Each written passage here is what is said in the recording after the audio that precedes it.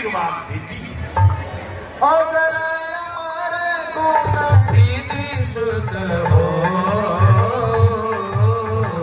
परम बहुत रघुनायक छो। हनुमान प्रभु राम का संदेश सुनाने के बाद माँ जानकी से कहते हैं, माँ, मुझे बहुत भूख लगी है, आज्ञा दो वाटिका से कुछ फल खाओ। यहाँ वाटिका की रखवाली करने वाले बहुत से राक्षस हैं, उनकी चिंता न हो तो जाकर फल खा लो। माँ, मुझे उनकी कोई चिंता नहीं है। माँ सीता को प्रणाम कर हनुमान वाटिका में जाते हैं, राक्षसों का विध्वंस करते हैं और अक्षय कुमार का वध कर अशोक वाटिका तहस नहस कर देते हैं। जिस डाली पर डाली आंखें, वह डाली फिर डाली न रही। फल फूल तोड़ सब फेंक दिए, डाली हरियाली फिर न रही। फल फूल तोड़ सब फेंक दिए, डाली हरियाली फिर न रही। तोड़ सब फेंक दिए, डाली हरियाली फिर न रही। फल फूल तोड़ सब फेंक दिए, डाली हरियाली फिर न रही। एक राक्षस दौड़कर रावण को सूचना देता है। रावण के आदेश से इंद्र जी हनुमान के साथ युद्ध करने के लिए चल पड़ता है। मेघनाथ और हनुमान में घनघोर युद्ध होता है।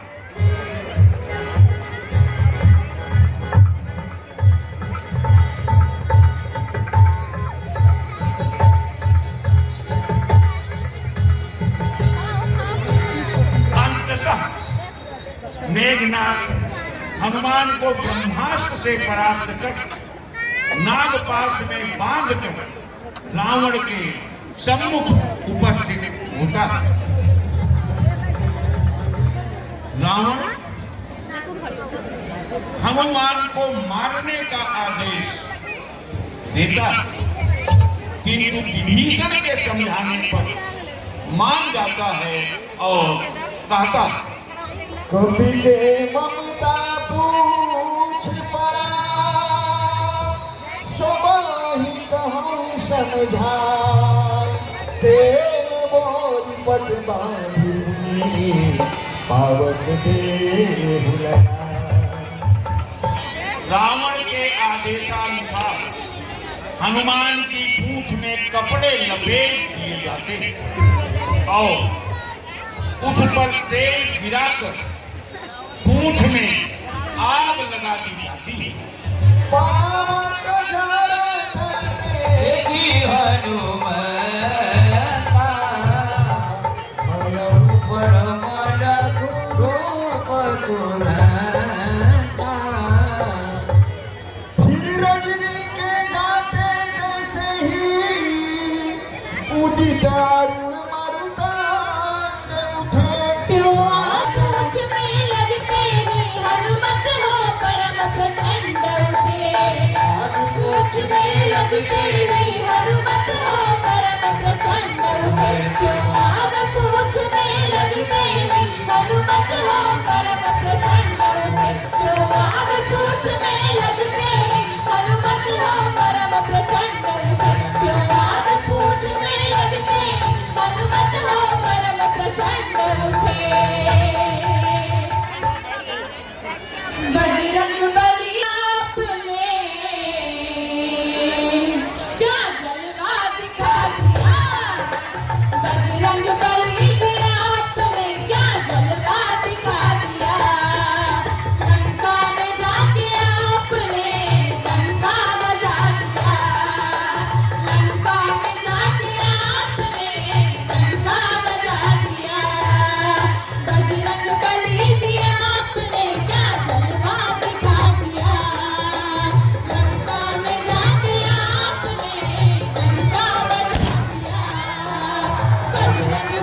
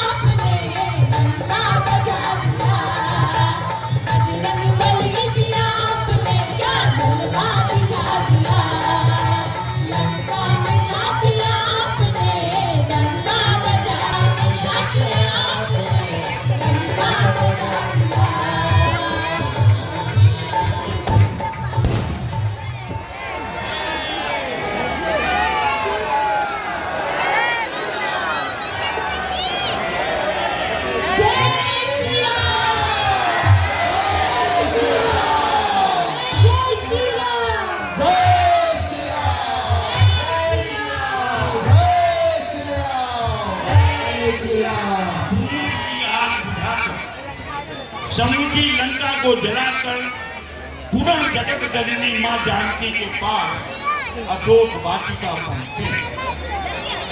सीता उन्हें अपनी चूड़ामणि उतार कर देती है और कहती है,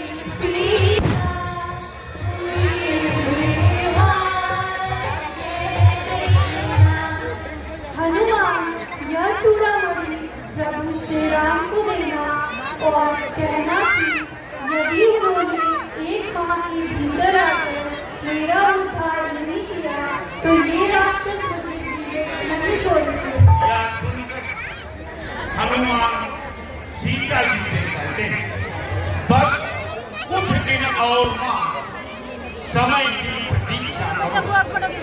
बंदरों की सेना संग राम लंका आए। राम अग्निबाण से जलेगा सब निशाचरों का, दानवों के वंश में न अंश रह जाएंगे। लंका का ध्वंस होगा, राक्षसों का अंत होगा, रावण को मारकर आपको ले जाएंगे। राम का प्रताप तीनों लोकों में गूंजेगा माता, सूर्य नर मुनि सब यश गुण गाएंगे। हनुमान मां सीता से चूड़ामणि लेकर उन्हें प्रणाम करके लंका के सभी जीवित राक्षसों को रावण के लिए यह संदेश देकर वापस चल पड़ते हैं। अरे लंका वालों, दशानन से कह दो, अरे लंका वालों, दशानन से कह दो, हनुमान लंका जला के चला है, हनुमान लंका जला के चला है। अरे लंका वालों, दशानन से कह दो, अरे लंका वालों, दशानन से कह दो, हनुमान लंका जला के चला है, हनुमान लंका जला के चला है। यहाँ पहुंचने पर वानर उनका स्वागत करते हैं। सब मिलकर राम के पास जाते हैं। यहाँ पहुंचकर हनुमान प्रभु श्री राम को चूड़ामणि देकर मां सीता का संदेश सुनाते हैं। उधर लंका में रावण के हित चिंतक उसे समझाते हैं कि सीता को वापस करके राम से संधि कर ली जाए। भाई विभीषण भी रावण को समझाना चाहता है। विभीषण रावण से क्या कहते हैं, आइए इसे भी हम गीत के ही माध्यम से सुने। लड़ाई रे धुराई से, हरे लड़ाई रे धुराई से, लड़ाई रे धुराई से, हाथ जोड़ कर सुनो भाई हो, लड़ाई रे धुराई से, हाथ जोड़ कर सुनो भाई हो, लड़ाई रे बुराई से न कीजिए, हाथ जोड़ कर सुना भाई हो, लड़ाई बुराई से न कीजिए। बड़ी कंचन की लंका नगरी, कंचन की लंका नगरी, वरुण कुबेरा भरे तोरी गगरी, वरुण कुबेरा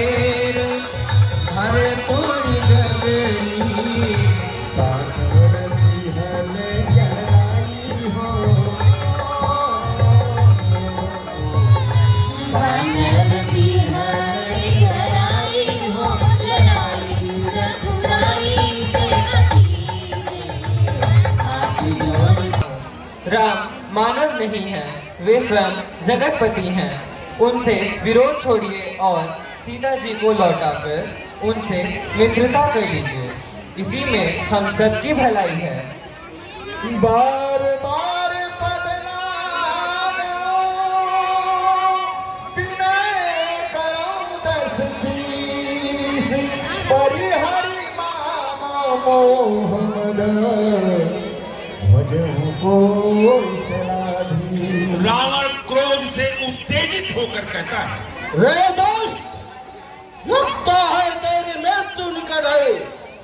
तुझे शत्रु का पक्षी अच्छा लगता है तो जाओ, भाग जाओ। विभीषण को लात मारता है। विभीषण फिर भी भाई से निवेदन करते हैं, किंतु अंत में लाचार होकर भाई को प्रणाम करके रामादल की ओर चल पड़ते हैं। बंदर बीच रास्ते में ही उन्हें रोक देते हैं।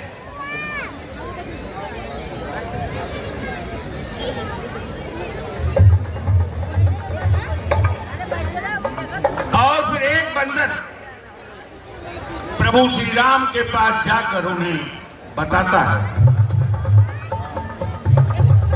यह सुनकर प्रभु राम सुग्रीव से कहते हैं, हे मित्र, राक्षसों की माया जानी नहीं जाती। पता लगाओ यह कौन है और क्यों आ रहा है। महाराज, मैं अभी हनुमान को भेजकर पता लगाता हूँ। हनुमान जाते हैं और वहां पहुंचकर विभीषण को साथ लेकर वापस लौटते हैं। यहां विभीषण को लाने के पश्चात सर्वप्रथम सुग्रीव से और उसके बाद सबसे उनका परिचय कराते हैं। त्राहि माम, मैं दशमुख रावण का भाई विभीषण अब आपका दास हूँ। मेरी रक्षा कीजिए प्रभु। श्रवण सुजस सुनियायो प्रभु भंजन भौभीर। त्राहि त्राहि आरती हरण शरण सुख दे रघुवीर। राम विभीषण को अभय देते हैं। उसी समय हनुमान से जल मंगाकर उनका अभिषेक करते हैं। जो संपत्ति शिवरा नहीं दीन दिए दशमाथ, सोई संपदा विभीषण ही सब कुछ दीन रघुनाथ। इस प्रकार तीसरी दृश्यावली यहाँ समाप्त हुई। आइए हम चतुर्थ दृश्यावली की तरफ आगे बढ़ें। रघुनंदन राघव राम हरे सिया राम हरे सिया राम हरे। रघुनंदन राघव राम हरे सिया राम हरे सिया राम हरे। रघुनंदन राघव राम हरे सिया राम हरे सिया राम हरे। रघुनंदन राघव राम हरे सिया राम हरे सिया राम हरे। रघुनंदन राघव राम हरे सिया राम हरे सिया राम हरे। नंदन राघव राम हरे सिया राम हरे सिया राम हरे। रघुनंदन राघव राम हरे सिया राम हरे सिया राम हरे। रघुनंदन राघव राम हरे सिया राम हरे सिया राम हरे। इस प्रकार राम राम का पक्ष और भी प्रबल हुआ। एक दिन उन्होंने सबसे मंत्रणा की कि अब क्या किया जाए। सलाह हुई कि नीति के अनुसार पहले एक दूत रावण के पास भेजा जाए। जामवंत ने अंगद को दूत बनाकर भेजना उचित बताया। राम ने इस राय को भी स्वीकार किया। अंगद को बड़ी प्रसन्नता हुई। वह राम के चरणों में सिर नवाकर रावण के दरबार की ओर तेजी से चल पड़ते।